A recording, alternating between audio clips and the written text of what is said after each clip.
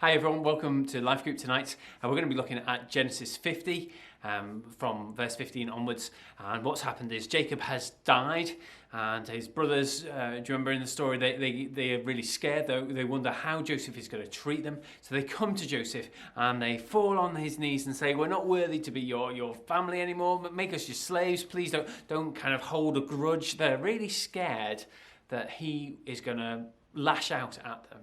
And Joseph weeps because he has forgiven them and they're part of his family. So we saw on Sunday about how Jesus offers us free and full forgiveness, but often we can be like the brothers. We can not trust that God really has forgiven us, like the brothers don't trust Joseph has forgiven them. We can always wonder, is he going to lash out? Is Jesus going to get me one day?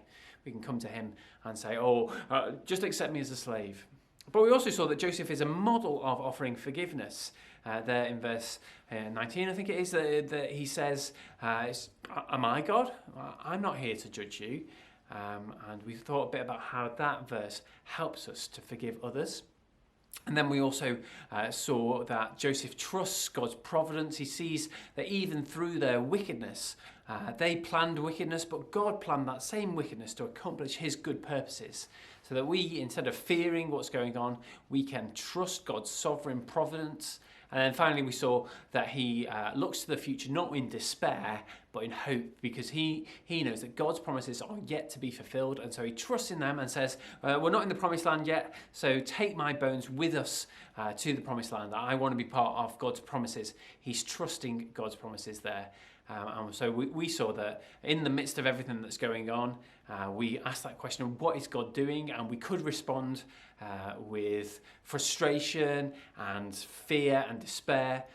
But as we look at it tonight, we're going to see Joseph responds with forgiveness, not frustration. He responds with faith, not fear, and responds with hope instead of despair. Hopefully this will be really helpful to us as we finish off looking at the story of Joseph.